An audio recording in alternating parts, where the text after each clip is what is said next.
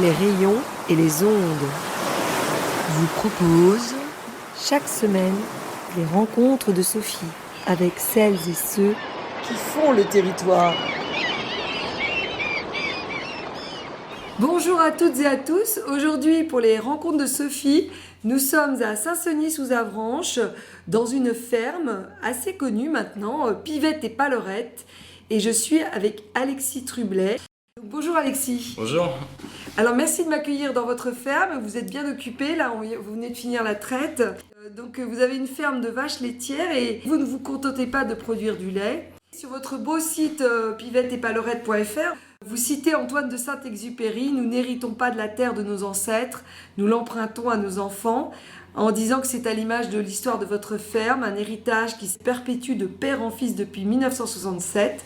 Alors ma question préférée s'impose, parlez-nous un petit peu de votre lien avec le territoire. Eh ben, le lien avec le territoire, notamment, c'est le lien le plus fort, c'est la ferme familiale. Voilà, que j'ai repris maintenant il y a 10 ans. Je suis associé avec mon père. Donc on est en agriculture biologique. Voilà, donc ça c'était vraiment un choix de notre part pour être en accord avec nos convictions. Donc aujourd'hui nous transformons 250 ml de lait en yaourt et crème dessert. Alors expliquez-nous, oui, c'est la ferme, vous l'avez reprise ça en 1989. Ça c'est mon papa en 89. Non, ça, moi je me suis installé en 2014. Oui. Ouais. Et c'est vous en fait qui avez amené le bio juste après là. Oui, c'est à mon installation en 2014. À partir de juste à la date d'installation, on a fait le choix de partir en agriculture biologique. Et votre père était d'accord? Exactement, il a pas eu peur, Non, pas du tout. Ouais, on était sur la même longueur d'onde là-dessus. Et vous, pourquoi alors le bio Eh ben, c'est toujours quelque chose. Moi, c'est important pour moi de cultiver la terre sur notre territoire, mais de garder. De ne rien détériorer et de travailler une carrière et de pouvoir me dire que cette terre sera dans le même état que je l'ai eu au début de mon installation. Alors pourquoi le nom Pivette et Pallerette? Alors Pivette et Pallerette, c'est les ruisseaux qui passent dans la ferme, pas très loin de la ferme. Donc historiquement nous étions deux fermes et ces deux ruisseaux traversaient les deux fermes. Donc voilà, c'est vraiment des ruisseaux qui sont juste à côté dans le bas de nos champs. Ouais. Donc c'est une façon de s'ancrer dans le territoire. Exactement. C'est né quand vous avez commencé à faire les yaourts et les crèmes. Oui, ouais, le nom ça. Pivette et Pallerette est né quand on a commencé à transformer, donc en 2016 exactement. Ouais. Expliquez-nous le principe, pourquoi, donc passer au bio, vous nous avez expliqué, et puis le fait de transformer, donc... La transformation, c'est vraiment pour boucler la boucle et aller jusqu'au bout des choses, de produire son lait et de pouvoir aller jusqu'au bout des choses en le transformant et en le commercialisant localement. C'est quelque chose qui m'a toujours intéressé, qui nous a toujours intéressé, moi et mon père. Et donc c'est là que nous est venue l'idée de transformer en ultra frais. Et en 2015, c'est là que nous sommes rapprochés du réseau Invitation à la ferme, où nous sommes aujourd'hui une quarantaine de fermes dans toute la France, sous la marque Invitation à la ferme. Donc nous transformons chacun sur nos fermes, mais nous vendons la même marque au niveau national. Oui, c'est ça, il y a le même logo, le même... Exactement, il y a juste le nom de la ferme, ouais. et le même packaging, il y a juste la photo de la ferme et le nom de la ferme qui change, mais on a les mêmes recettes, on a des recettes communes pour chacun de nos produits. Alors c'est un réseau justement qui se dit engagé, là oui, qui est né, alors j'ai regardé un petit peu l'historique, qui est né l'idée est née en 2005, du côté de Nantes, hein, c'est ça, Oui. Et en fait ça s'est développé et ça s'est créé vraiment en réel en 2015, hein, donc en fait quand vous arrivez. Oui, exactement, c'était l'année du lancement, on était une des premières fermes, dans les premières fermes à rentrer dans le réseau Invitation à la ferme. Ouais. Et comment vous aviez entendu parler Sur un communiqué, il me semble, sur un article, tout bêtement. Et c'est là qu'on a commencé à s'y intéresser. Et ça tombait au moment de notre réflexion sur la transformation. Et donc ça tombait pile poil vraiment pour nous. Et, voilà. C'est né, je disais, c'est à Nantes et Bretagne aussi d'ailleurs. Hein. Oui. Le point de départ, c'est en Bretagne et Rennes. Exactement. Un des cofondateurs est à Montreuil-le-Gard et une autre personne à Blain, Bretagne. Et donc maintenant, oui, il y en a dans toute la France. Et donc vous êtes du côté Normandie. Manche-Calvados. Ouais, Notre Manche-Calvados, secteur, c'est voilà. votre secteur et vous êtes les seuls là, ouais. En fait, nous on s'arrête Nord-Bretagne, donc à Fougères, mais on couvre toute la Manche et le Calvados, et on a un collègue à nous qui couvre tout le secteur de Rennes. Ah oui, donc vous répartissez. On a chacun notre secteur, en fait. Les 40 fermes dans toute la France ont leur secteur. Comme ça, il n'y a pas de concurrence entre exactement, vous et vous entraidez plutôt. Voilà. Et d'ailleurs, on parlait du site, vous partez de la même base et chacun a ses pages. Oui, chacun personnalise sa page internet, quoi. Donc en fait, en résumé, oui, c'est Habitation à la ferme, c'est à la fois éleveur bio, transformé.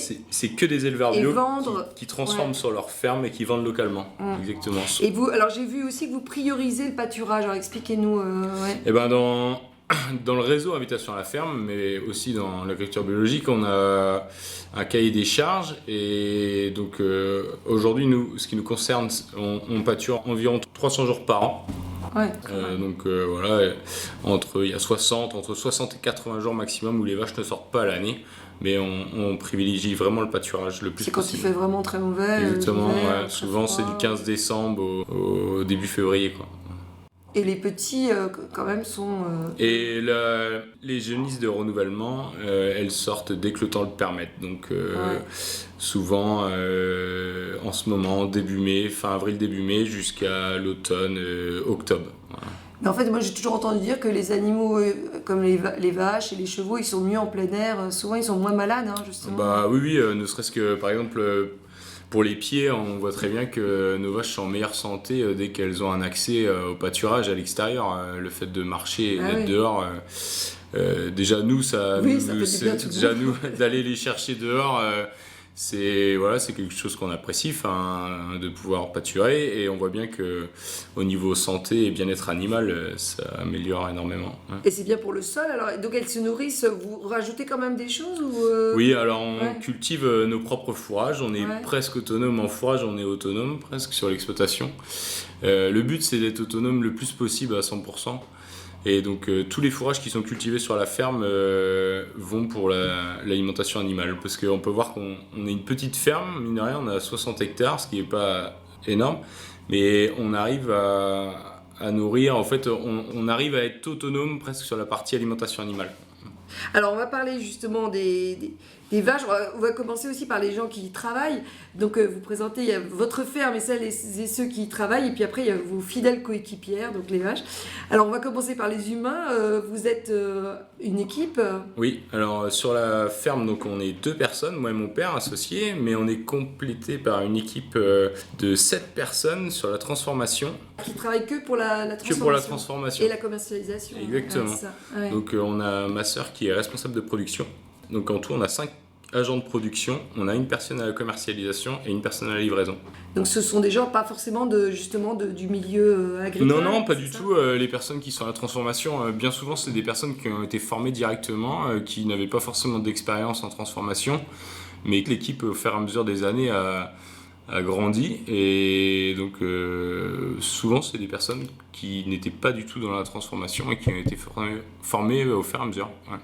On peut les nommer alors Oui, alors on a Baptiste, Sonia, Karina, Christophe et Amélie en transformation. Et à la commercialisation, on a Justine et Julien à la livraison. Vous êtes formé comment? Et qui est-ce qui a formé ces personnes pour faire les yaourts, le fromage blanc? Alors c'est nous qui les avons formés, mais aussi on est appuyé par l'aide du réseau, et il y a des formations qui sont organisées par le réseau justement notamment pour la commercialisation, mais aussi pour la production. Donc là-dessus, c'est un sacré avantage qu'on a, c'est qu'on est vachement bien entouré. C'est le réseau qui vous a appris comment Exactement, c'est le réseau qui nous a lancé, qui nous a structuré avec les recettes. Donc les recettes, c'est tout le monde a les mêmes recettes un petit peu. Oui, c'est les recettes du réseau Habitation à la ferme.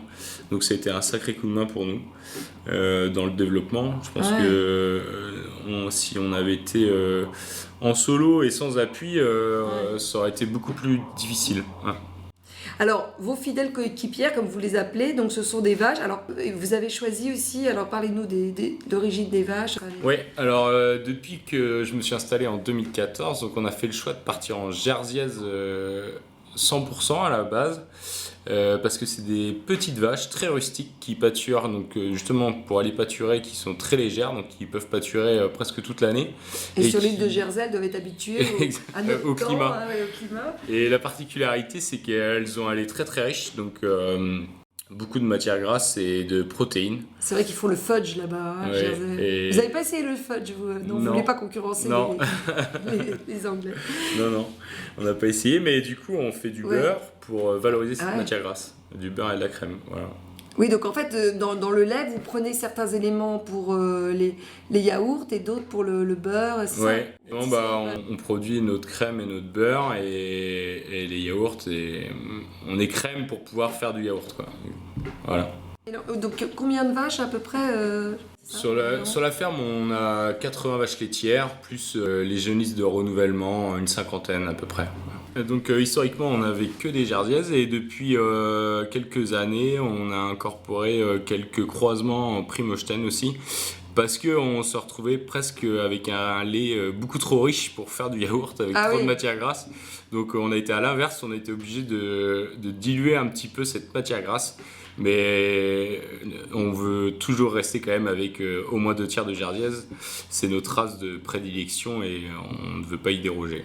On peut rajouter qu'elles sont très très belles. Hein. Ah oui, c'est des toutes petites vaches Elles ont avec des- des yeux voilà. très On arrondis. dirait Et... qu'elles ont les yeux faits. Hein. Exactement, C'est- et comme si elles avaient du mascara autour des yeux. Ouais. Voilà, des yeux noirs.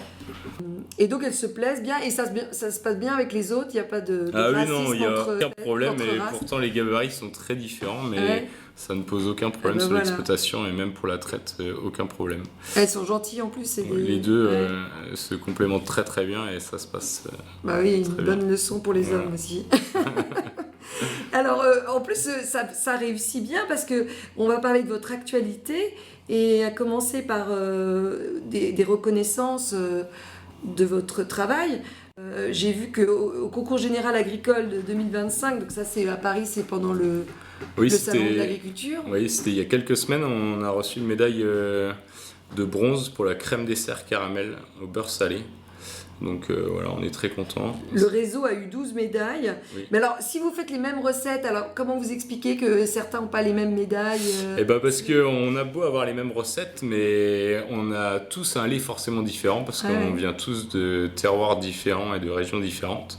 Donc chacun a ses petites particularités, et donc on présente chacun nos produits dans les mêmes catégories, mais il y en a qui arrivent devant les autres forcément. D'accord. Et j'ai vu que vous aviez aussi été reconnu parce que vous avez participé, ça c'est sur votre page Facebook, on va parler des contacts. Et le 16 avril, vous avez représenté le réseau au ministère des Finances. Oui, c'est une animation qui a été faite pour un restaurant administratif. Donc voilà, ça nous arrive régulièrement de faire des animations, que ce soit pour le réseau ou pour notre ferme, mais le but c'est de se faire connaître, donc partout où on peut se mettre en avant ou faire connaître nos produits, que ce soit dans les restaurants, dans les écoles, dans les lycées. Ça nous arrive aussi de faire des animations dans des lycées ou dans les magasins. Donc voilà, Et là, vous avez fait goûter au ministre ou à l'équipe c'était aux personnes qui travaillaient au ministère, Ouais. qui mangent au restaurant là-bas le midi. Ouais. Donc vous allez fournir, vous fournissez les... On attend une réponse. Ah, Ouais. peut-être les ministères, peut-être l'Élysée. Peut-être. Non. Les restaurants, ouais. D'accord. Et alors, donc pour le tout public, ça aussi c'est très sympa parce que ça s'appelle Invitation à la ferme. Donc je pense qu'il y a aussi tout le monde accueille justement un peu à la ferme. Oui, exactement. Bah, d'ailleurs, en fait, le principe, c'est que tous les premiers mercredis de chaque mois, donc toutes les fermes du réseau sont ouvertes, donc souvent pendant l'heure de la traite, vers 17h à peu près, sur réservation, soit sur appel ou sur notre site internet. Il faut juste réserver. Et ce qu'on propose aux gens, c'est d'ouvrir nos fermes pour montrer comment on travaille et d'expliquer notre façon de travailler, et voilà, tout simplement pour renseigner les gens sur notre façon, sur notre modèle, notre façon de travailler. Voilà. Donc là, on se voit aussi parce que ça va être cette semaine, le 7 mai. Oui. Hein. Et donc, comme c'est le premier mercredi du mois, c'est facile de voir. Donc le 4 juin, le 2 juillet, j'ai regardé jusqu'au 6 août. Oui. Voilà. Et donc il faut que les gens réservent. Il n'y a pas des gens qui débarquent comme ça, non. Non, le mieux c'est de réserver, comme réserver, ça on est au courant et on Vous avez peut-être du attend, monde l'été, là, il y a des touristes qui Oui, viennent. oui. Et souvent on fait une porte ouverte cet été, elle n'aura pas lieu, mais l'année prochaine nous allons fêter les 10 ans de notre entreprise de Pivette et Palorette. Donc on se donne rendez-vous au mois de juin l'année prochaine pour les 10 ans. Voilà. Donc juin, pas 2025, mais 2026. Pas 2025, mais bien 2026 pour les 10 ans. J'ai vu que j'ai vu cette traite ouverte au public. Vous êtes aussi sur le site de l'Office de tourisme Mont-Saint-Michel Normandie. Oui. Vous êtes prêt à rencontrer aussi toutes personnes avec qui échanger. Et là, justement, il y a l'eurodéputé normand David Cormand qui va venir les 15 et 16 mai. Oui. Et donc, il va venir visiter votre ferme le jeudi 15. Oui. Donc, vous avez accepté. Pourquoi vous avez accepté? Qu'est-ce que vous attendez de l'Europe d'avoir un échange et de pouvoir échanger sur les questions, sur les incertitudes sur l'agriculture au niveau de l'Europe. Donc en ce moment, oui, il y a des discussions au niveau européen comme au niveau français aussi. Oui, que ce soit pour l'agriculture bio ou l'agriculture conventionnelle, pour toutes ces incertitudes. Est-ce que vous avez le sentiment que l'Europe aide plus le bio ou c'est pas encore ça? Oui, on a été aidé. Après, peut-être beaucoup moins qu'à un certain moment. On voit bien que le prix, la valorisation de nos produits n'est pas forcément ce qu'elle devrait être par rapport, si on prend le prix du lait, par rapport au prix du lait conventionnel. Il y a beaucoup moins d'écart qu'il n'y a eu. Il est presque au même prix que le conventionnel depuis quelques temps. Ouais. Et alors puisqu'on parle de prix, etc., et de vos produits, vous disiez vous êtes aussi, la particularité, c'est que vous proposez vos produits dans beaucoup d'endroits et vous ne sélectionnez pas justement que certains magasins.